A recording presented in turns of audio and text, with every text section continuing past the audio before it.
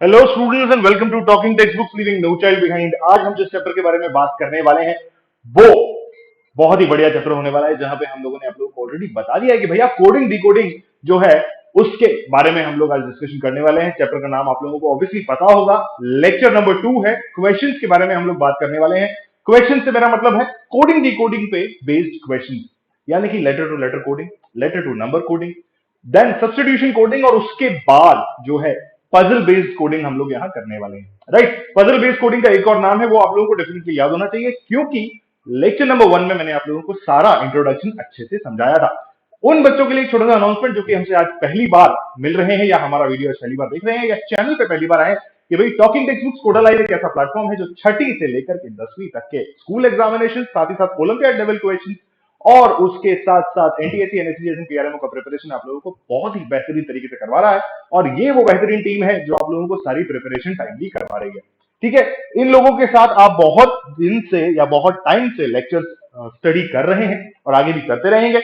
इन्हीं लोगों के द्वारा बनाए हुए सैंपल स्टडी मटेरियल को अगर आप अपना बनाना चाहते हैं और सैंपल स्टडी मटेरियल को देखना चाहते हैं तो टेलीग्राम एप्लीकेशन को डाउनलोड कीजिए, पीछे दिए हुए ग्रुप लिंक्स को फटाफट से ज्वाइन कर लीजिए और आगे बढ़ते हुए हम शुरुआत करते हैं। और ये बता दें भाई कि अगर आप लोगों को हमारा बनाया हुआ सैंपल स्टडी मटेरियल पसंद आता है तो क्या करना है, उस मटेरियल को अपना बना लेना है, जाना है हमारी ऑफिशियल वेबसाइट के ऊपर और वहां जाकर के सीधे सीधे स्टडी मटेरियल और टेस्ट सीरीज सेक्शन के अंदर जाना है। इन दोनों पैकेजेस में से जो पैकेज आप लोगों की सहूलियत के हिसाब से हो, या आप लोगों की कैपेसिटी के हिसाब से हो, या आप लोगों को ऐसा लगता हो कि भाई ये पैकेज तो मेरे पास होना चाहिए, तो उस पैकेज को ऑप्ट कर सकते हैं। ध्यान रखें, अगर आप कॉम्प्रिहेंसिव स्टडी मटेरियल वाला पैकेज यानी कि 9000 वाला पैकेज ले रहे हैं तो 3500 वाला पैकेज आप लोगों को नहीं लेना है।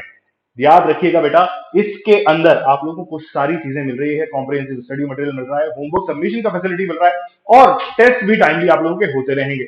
The only difference between both these packages is कि यहां पर कॉम्प्रिहेंसिव स्टडी मटेरियल और होमवर्क सबमिशन का फैसिलिटी नहीं अवेलेबल है। सिर्फ और सिर्फ टेस्ट सीरीज और बाईवीकली क्विज़ेस के लिए हम लोग ये 3500 वाला पैकेज आप लोगों को प्रोवाइड कर रहे हैं। साथ ही साथ बता दूं कि एके लाइव कोड यूज करते ही आप लोगों को मिलने वाला है 30% का सीधा सीधा डिस्काउंट, और डिस्काउंट के बाद आप लोगों को क्रेडिट कार्ड, डेबिट कार्ड और नेट बैंकिंग में से कोई सा भी एक सेक्शन जो है वो चूज करके अपना पेमेंट कर देना है। पेमेंट करने के बाद जो है हमें इन्फॉर्म कर देना है, या नीचे दिए हुए नंबर पे कॉल करके बता देना है, या ऊपर दिए हुए नंबर पे कॉल करके बता देना है कि सर आपका कोड यूज करके हमने जो है पैकेज ले लिया है, और आगे आप किस तरीके से प्रोसीजर करना है वो आप हमें बता दीजिए। तो आज के लेक्चर की शुरुआत से पहले कर लेते हैं कार्डिनल प्रॉमिस, जो कहता है I promise to listen to the complete lecture and make proper notes of it so that I can become a smart student. ठीक है, क्योंकि स्मार्ट बनना बहुत जरूरी बात है। लेक्चर 1 में हम लोगों ने कुछ चीजें देखी थी यार, और आज जो हम देखने वाले हैं वो है हमारा बेसिक चीज, जहां पर हम लोग क्वेश्चंस के बारे में डिस्कस करने वाले हैं। क्या डिस्कस करने वाले हैं? Questions based on coding decoding के बारे में हम डिस्कशन करने वाले हैं। तो अगर लेक्चर 1 मिस आउट किया है, इंट्रोडक्शन वाला पार्ट मिस आउट किया है, तो फटाफट से जाओ यार और जा करके जो है इंट्रोडक्शन वाले पार्ट को एक बार फिर से देख लो। और पहला क्वेश्चन आप लोगों की कंप्यूटर स्क्रीन पर आप लोगों के सामने कुछ इस प्रकार प्रस्तुत हो रहा है। ठीक है, क्या करना है? In a certain language operation is written as इतना, and you need to tell कि भैया इनविजिबल को किस तरीके से कोड किया गया है। ठीक है, तो अगर इनविजिबल का कोड मुझे पता लगाना है तो मुझे एक्चुअली ये पता होना चाहिए कि ऑपरेशन का जो कोड है वो किस तरीके से बनाया गया था। ठीक, तो अगर ऐसा है तो ध्यान से इस क्वेश्चन को पढ़ो और फिर आगे बढ़ो।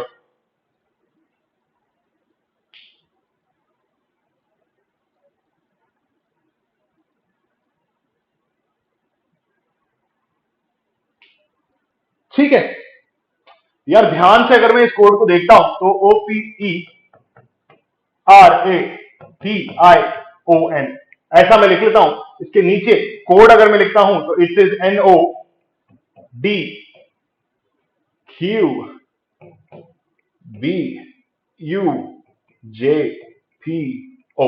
ठीक है, ऐसा कुछ लिखा हुआ है। ध्यान से अगर आप इस कोड को देखते हो तो Q के आगे R आता है, O के आगे N आता है, सॉरी N जो है माय फॉल्ट, जो कोड है उसको ध्यान से देखते हो अगर आप तो NO, ठीक है, OPDEQR मतलब +1 का फंडा यहां लगा हुआ है। आगे वाले अल्फाबेट भी अगर मैं देखता हूं तो this is A B T U, यहां 20th position and this is 21st position. Clear है? ठीक है ना भाई? तो अगर 21st पोजीशन है, ठीक है, तो आई को देखोगे तो ये 10th पोजीशन है। तो इसका मतलब मुझे एग्जैक्टली ये पता चल गया कि हाफ में तो क्या हो रहा है, -1 हो रहा है, और हाफ में +1 हो रहा है। सॉरी, लास्ट 5 के अंदर +1 हो रहा है और स्टार्टिंग 4 के अंदर -1 हो रहा है। ठीक है? क्लियर है? क्योंकि 18th और 17th पोजीशन का लफड़ा वहां पड़ रहा है, और उस हिसाब से मैंने डिटेक्ट किया कि OPER के अंदर जो है एक पोजीशन डाउन करके कोड बनाया गया है, ATION के अंदर एक पोजीशन प्लस करके कोड बनाया गया है। ठीक? तो फर्स्ट 4 और लास्ट 5 का कुछ फंडा लगा हुआ है। उसी हिसाब से मुझे अगर इनविजिबल का कोड बनाना है,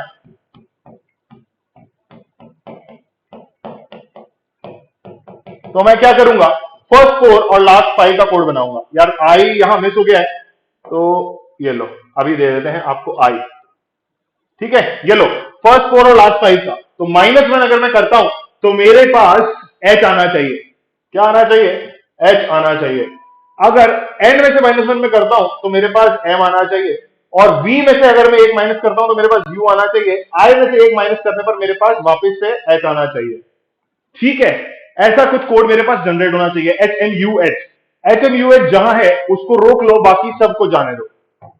ठीक है, अब यहां करना है मुझे +1, तो S के बाद T आना चाहिए, IJ आना चाहिए, C आना चाहिए, M आना चाहिए और F आना चाहिए। ठीक है, तो TJCMF कहां है, वहां उसको अपना आंसर मार्क कर दो। क्लियर है? Option C will be your correct answer for this particular type of a question, and you would say thank you अगर आप लोगों को ये क्वेश्चन समझ में आ गया होगा तो। ऑपरेशनल कोडिंग क्या थी, या कोड किस तरीके से जनरेट किया था, ये मैंने आप लोगों को बता दिया कि शुरुआत के 4 में -1 और लास्ट के 5 में +5 किया हुआ है। अगले सवाल की तरफ बढ़ते हैं।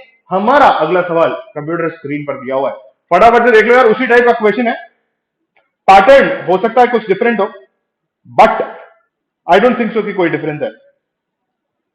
तो फेवर है और आगे कोड दिया हुआ है। डेंजर को हमें बताना है कि किस तरीके से फॉर्मुलेट करना है। ठीक है, एफ देखो, एफ के बाद ई है ना। अरे मेरे भाई, ई एफ होता है तो -1 हो रहा है, फिर +1 हो रहा है, फिर -1 हो रहा है। इस तरीके से कुछ कोड जनरेट किया हुआ है। क्लियर है? आओ देख लेते हैं। FAVOUR, ठीक है, कोड है EBUPTS। ई और F -1 है ना। सर माइनस बोल रहे प्लस लिख रहे हो, ऐसे क्या है? ऐसे थोड़ी। -1 क्या हुआ, EF AB +1, UV -1, ठीक है, OP +1, TU -1 और RS +1। ठीक है, क्या कोडिंग हुई? कोड क्या हुआ भाई? कोड हुआ -1 +1। ठीक है, ऐसा कोड जनरेट हो रहा है। आपका अगला वर्ड क्या है? डेंजर। क्लियर है? अब अगर ये डेंजर है और -1 +1 का कोड जनरेट हो रहा है, तो -1 की लैंग्वेज कहां आती है? सी आ जाता है। जहां पे भी सी है उसको रोक लो, बाकी सबको जाने दो। ये लो साहब, ये लो साहब। ठीक है, अब क्या है? +1 है तो मेरे पास डेफिनेटली बी होगा। ऑप्शन कंफ्यूज है, यहां पर मैं फंस गया। -1 है, एन की पोजीशन मुझे एग्जैक्टली पता होनी चाहिए। एन की पोजीशन कितनी होती है? जल्दी बताओ। नहीं पता ना? मेरे को पता है, तुम लोग को नहीं पता, इसलिए यहां एम आना चाहिए। तो एम जहां पे भी आ रहा है उसको फट से आंसर मार्क कर दो। Option B will be your final answer to this type of a particular question, and you will have the answer to this. Sir कैसे? ऐसे होता है बेटा, जब आप लोग ध्यान से इस क्वेश्चन को करतोगे तो आप लोगों को भी ऐसे फटाफट फटाफट आंसर आने लग जाएंगे। अभी यार आज 6th क्लास के लेक्चर में भी मैंने यही बोला कि बहुत ध्यान से अगर आप करोगे, और प्रैक्टिस मेक्स दी स्टूडेंट परफेक्ट, ऐसा करके मैंने उन लोगों को समझाया। ठीक है, तो तीसरा क्वेश्चन आप लोगों की कंप्यूटर स्क्रीन पर एक बार फिर से लेटर कोडिंग का क्वेश्चन, नहीं ये वर्ड कोडिंग का क्वेश्चन है भाई। लेटर टू लेटर कोडिंग नहीं है, ये वर्ड कोडिंग का क्वेश्चन है। ठीक है, समर को कोड किया है रनर से, ठीक है, और विंटर को कैसे कोड करोगे सर? तो ये सवाल है हमारा, है ना। देख लो यार, समर को कोड किया है ऐसे, तो रनर विंटर को कैसे कोड करोगे, ऐसा पूछा हुआ है।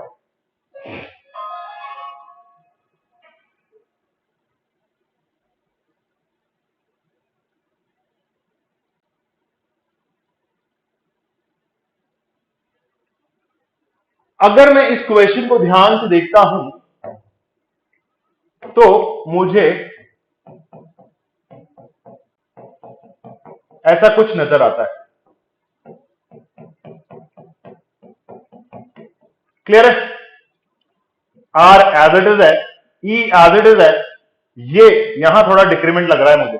ठीक है, +1 का है, ये 13 है, ये 14 है।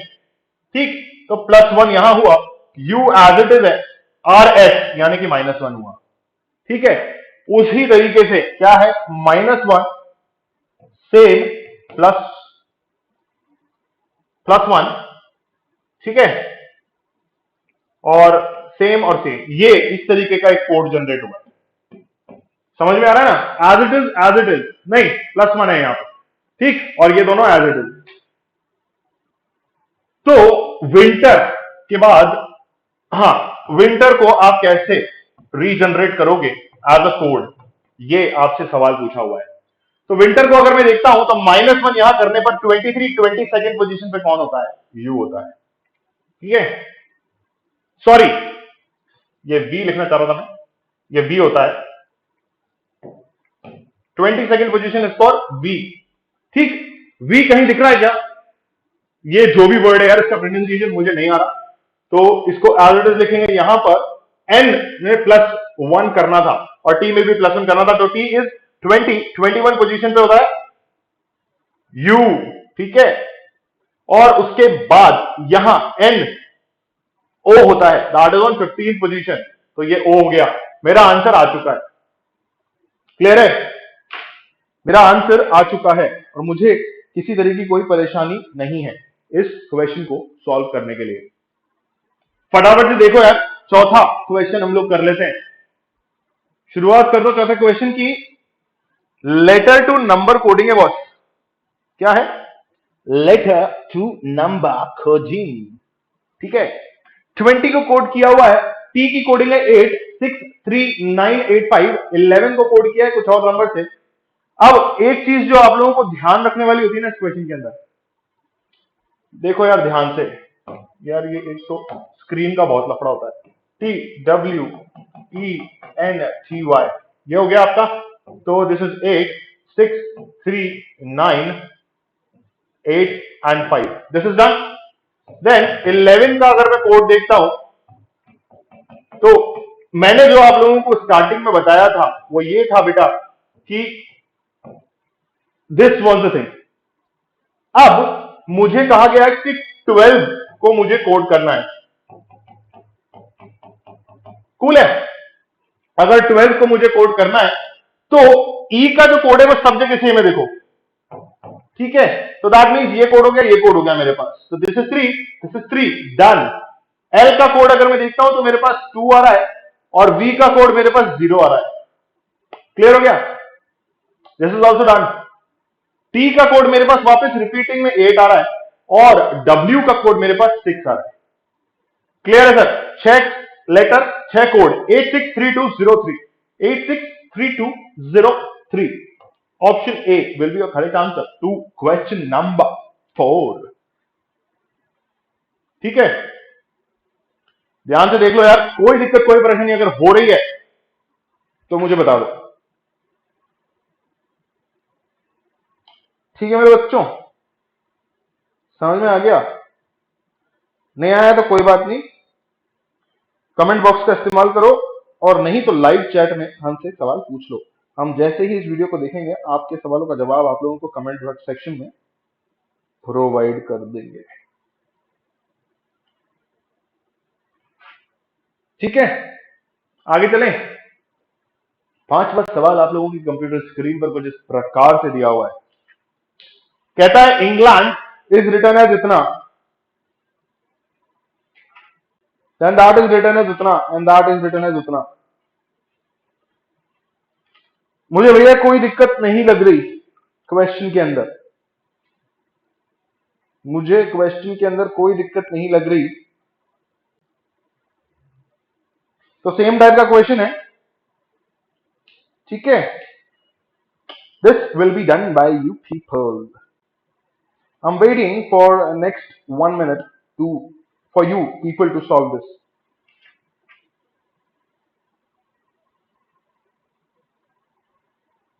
यार देखो, बहुत सिंपल सी चीज है, मैंने आप लोगों को ऑलरेडी बताया हुआ है कि कोडिंग जो है उसको मुझे ध्यान से देखना है, ठीक है। अब मेरे साथ पिक्चर पता है कहां फंसती है, मुझे प्रॉब्लम ये आती है कि मुझे दिखता नहीं है कि ई का कोड इज 1 एंड इधर एन का कोड इज अगेन रिपीटिव में 2, ठीक है। तो उस हिसाब से मेरा ग्रीस का कोड भी बन जाएगा।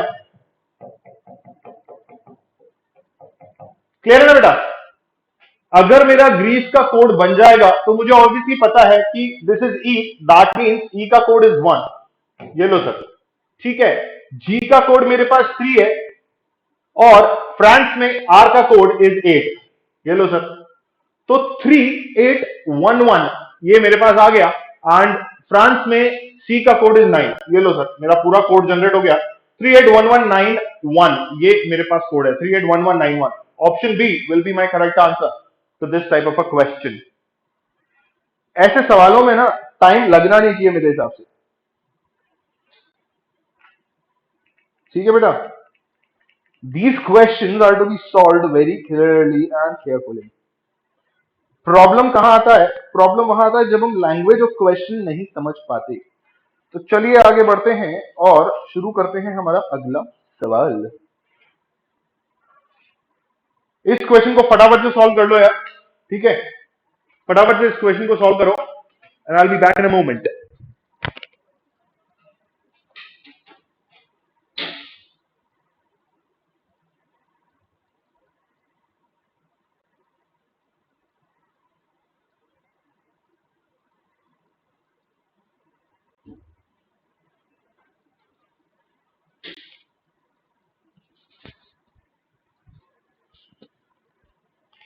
क्वेश्चन समझ में आया क्या?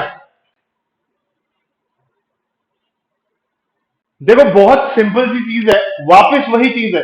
एम का कोड यहां क्या दे रखा है मेरे पास? 4 दे रखा है, तो 4 सब में कॉमन है, दैट मीन्स ये कोडिंग सेम है।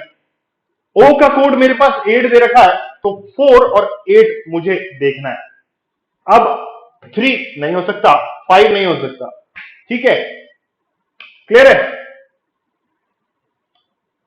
आगे बढ़ता हूं, TION का कोड देखता हूं, तो T is here which is 1, repetitive है, इसका मतलब 1, यानी कि 1586। ये तो एज इट इज उठा करके पटकना है आपको। तो 481586, 481586 ये आप एज इट इज मार्क कर दो। क्लियर है? मतलब देखो, क्वेश्चंस जो है ना बहुत इजी है, बस आप लोगों को करने की इच्छा होनी चाहिए क्वेश्चंस को, ठीक है। अगला सवाल आप लोगों की कंप्यूटर स्क्रीन पर 7वां सवाल है भाई साहब। 7वां सवाल मेरी कंप्यूटर स्क्रीन पर कुछ इस प्रकार मुझे दिख रहा है। जल्दी जल्दी क्वेश्चन देख लो यार, मतलब ये सेशन ना एकदम बहुत ही स्पीड में खत्म करने हैं अपन।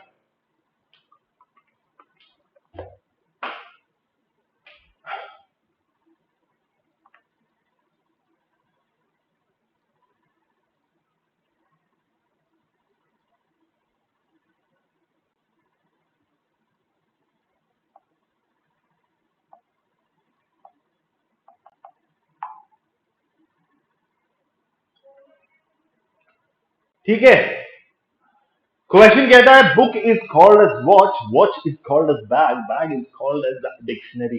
यार ये सब्स्टिट्यूशन कोडिंग का क्वेश्चन है, जहां पर एक चीज को दूसरे नाम से डिनोट किया जा रहा है, दूसरी चीज को तीसरे नाम से डिनोट किया जा रहा है, और ऐसे एक चेन बनाई जा रही है और उस चेन को जो है आप लोगों को सॉल्व करना है, राइट। सो हमसे लास्टली पूछा क्या है, which is use to carry books, ठीक है।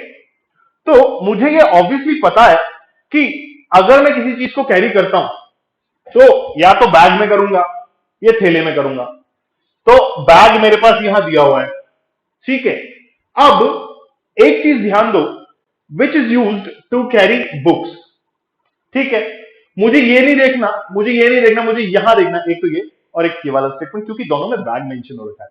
Watch is called as bag and bag is called as dictionary. ठीक है, तो आप वॉच को भी जो है अपना आंसर मान सकते हो, है ना। और जैसे ही आप ये मानोगे आपका आंसर गलत हो जाएगा। यहां ध्यान दो, आपसे लास्ट सवाल पूछा है which is used to carry books, तो आप कहोगे बैग, राइट। अब अगर मैं आपसे ये कहूं कि बैग को क्या कहा गया है, बैग इज कॉल्ड डिक्शनरी, तो according to this option A will be your final answer. क्यों? क्योंकि the bag is called as dictionary. Bag किसको कहा गया है वो मैटर नहीं करता, बिल्कुल भी मैटर नहीं करता। The only thing matters is bag को क्या कहा गया है। तो bag is called as dictionary and the dictionary is called as window. ठीक है, क्लियर है। एक और चीज मैं आप लोगों को समझा देता हूं कि एक्चुअल में ऐसा क्यों है।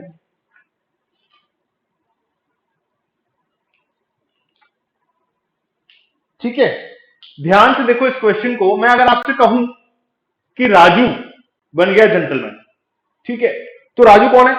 राजू एक लड़का है, बट उसको क्या बुलाया जा रहा है? जेंटलमैन बुलाया जा रहा है, राइट। तो उसी तरीके से बैग को यहां क्या बुलाया जा रहा है? बैग को यहां बुलाया जा रहा है dictionary, and that is why according to this question the answer to this particular question will be dictionary. ठीक है, क्वेश्चन समझ में आ गया हो? अच्छी बात है। नहीं आया हो और भी अच्छी बात है। अगली बार वापस आओगे जब हमारे पास ओलंपियाड लेवल क्वेश्चंस करने, तो और भी अच्छी तरह से हम क्वेश्चंस को समझाएंगे। मगर फिलहाल के लिए 8वां सवाल आप लोगों की कंप्यूटर स्क्रीन पे, फटाफट कर लो यार इसको। क्या करोगे? फटाफट 8वें सवाल को कर लो, है ना। सही रहेगा, मतलब 8वां सवाल कर लोगे। Again this is a easy question. भाई देखो, बेडशीट आप डेफिनेटली जो है ना फ्लोर पे तो नहीं बिछाते, ठीक है। बेडशीट में फ्लोर पे कभी नहीं बिछाता, ये मुझे अच्छे से पता है, ठीक। मैं अगर कोई चीज फ्लोर पे बिछाता हूं तो वो होती है mat.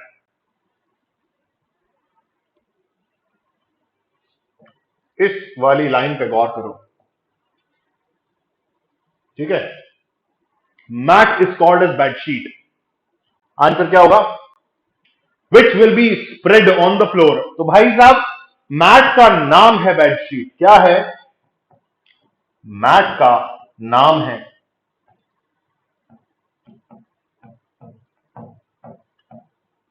bedsheet. That is why the option B will be your correct answer to this type of a question. आगे बात करते हैं। Again, फिर वही question. Orange is called as butter, butter is called as soap, soap is called as ink, ink is called as honey, honey is called as orange. Which of the following is used to wash clothes? क्या मैं butter से कपड़े धोता हूं? No boss. क्या मैं orange से कपड़े धो सकता हूं? No, so sorry. क्या मैं शहद यानी कि हनी से कपड़े धो सकता हूं? नहीं। सोप से मैं डेफिनेटली कपड़े धोता हूं, ठीक है। मगर यहां पर फिर से वही कार्यक्रम किया हुआ है, सोप को कुछ और बोला गया है। तो soap is called as ink. कहां ध्यान देना है? यहां ध्यान देना है। Soap is called as ink, यानी कि सोप का नाम इंक है।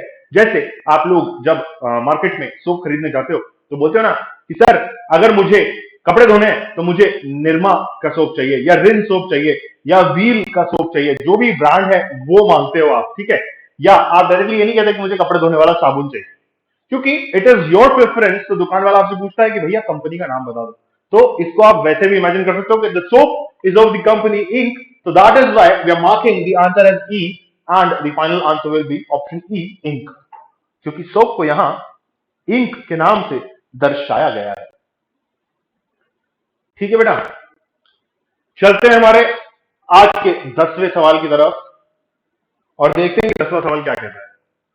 भाई साहब, 10वां सवाल एकदम बेहतरीन टाइप का क्वेश्चन है, एंड ये है भाई साहब पजल बेस्ड क्वेश्चन, जहां पर sun shines brightly is written as बालोसुल। कोडिंग देखो यार आप, मतलब अब यहां ना एक चीज जो आप लोगों को नोट करनी है वो ये है बेटा कि सन shines brightly is known as ba lo sul. Cool है. Houses are brightly lit.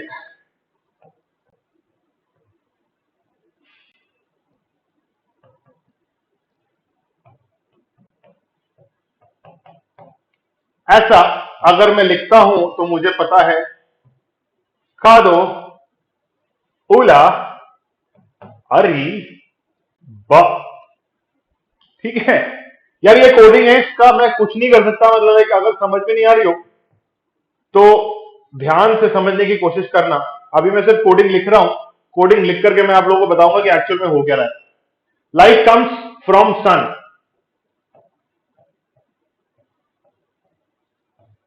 इसको बोला गया है डोपी कुपुर. क्या लिखा है यार.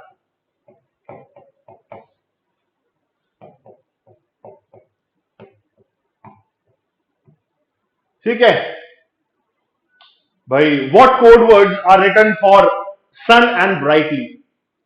बहुत बढ़िया. यहां अगर मैं दोनों स्टेटमेंट्स को कंपेयर करता हूं तो मेरे पास ब्राइटली कहां कहां कॉमन आ रहा है. यहां कॉमन आ रहा है बेटा. ठीक है. क्वेश्चन को सॉल्व करने का बहुत सिंपल सा तरीका यह है कि जो कॉमन वर्ड्स आपको स्टेटमेंट्स में दिख रहे हैं उन्हीं में से कॉमन कोड्स उठा लो. Sun shines brightly, houses are brightly lit. Brightly brightly common है. थर्ड स्टेटमेंट में लाइट कम्स फ्रॉम सन, कहीं ब्राइटली नहीं है. ब्राइटली ब्राइटली के हिसाब से एक कोड दोनों स्टेटमेंट में कॉमन होना चाहिए. एंड अगर मैं यहां ध्यान से देखूं तो ब मेरे पास कॉमन है. ठीक है. तो क्या करो, पहला वर्ड मेरा कौन सा था, सन है, और दूसरा वर्ड मेरा कौन सा है, ब्राइटली. तो ब will be the second option. Option ये भी हो सकता है. ठीक है. लॉजिक अगर लगाते हो तो सन एंड ब्राइटली लिखा हुआ है, दैट मींस ब मेरा आंसर होना चाहिए और लो मेरा आंसर होना चाहिए, यानी कि option C will be my correct answer. लेकिन सन जो है ना, उसको भी एक बार आप देख लो कि कहां क्या कॉमन आ रहा है. तो सन यहां कॉमन है और सन थर्ड स्टेटमेंट में कॉमन है. जब मैं ये देखता हूं तो मुझे दोनों में कॉमन स्टेटमेंट के साथ कॉमन कोड क्या दिख रहा है, लो. सन मेरा पहला वर्ड था, ब्राइट मेरा दूसरा वर्ड था, तो लोबा will be my answer and option C will be the final answer to this question. Minded people, equation, sorry, आप लोगों को जो ध्यान देने वाली चीज है ना, जो दिमाग से ध्यान लगा करके जो चीज सीखनी है या समझनी है, वो ये है ये है बच्चों कि भाई आपको जो कोड दिया हुआ है और जो स्टेटमेंट दिया हुआ है उसमें कॉमन वर्ड्स को उठाना है. ठीक है. चलते हैं हमारे अगले सवाल की तरफ. 11वां सवाल हमारी कंप्यूटर स्क्रीन पर कुछ इस प्रकार से दे रखा है, जहां फिर से वही ओका पेरू इज फॉर फाइन क्लॉथ्स, मेटालिसा इज फॉर क्लियर वाटर, डोना लीसा पेरू is for fine clear weather. मुझे कोई दिक्कत नहीं है, मतलब मुझे कोई दिक्कत नहीं है ये बताने में कि ओका पेरू मीन्स फाइन क्लॉथ्स.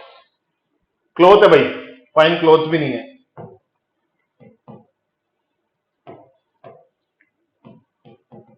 ठीक है.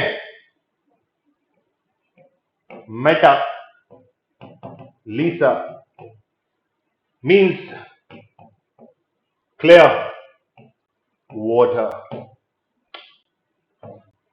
डोना लीसा पेरू is known as fine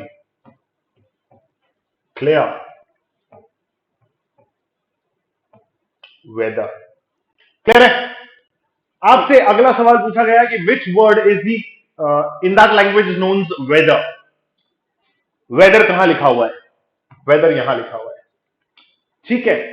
common common वाले सारे जो कोड्स हैं उनको काट दो और अलग फेंक दो. फाइन यहां कॉमन है, फाइन यहां कॉमन है, तो दैट मींस यहां पर भी कुछ एक चीज कॉमन होनी चाहिए विच इज पेरू. तो पेरू हटा दो भाई, ये नहीं हो सकता, ये नहीं हो सकता. ठीक. तो ऑप्शन ए कैंसिल. क्लियर कहां कहां लिखा हुआ है, क्लियर ये रहा सर और क्लियर ये रहा सर. तो इन दोनों स्टेटमेंट्स में क्या कॉमन है, लीसा लीसा कट ऑफ, लीसा कहीं पे भी ऑप्शन नहीं है, कोई दिक्कत नहीं है। अब ये कट गया, वेदर इज ओनली रिमेनिंग, तो दैट मींस दो कोड, तो डोना का मतलब होता है वेदर।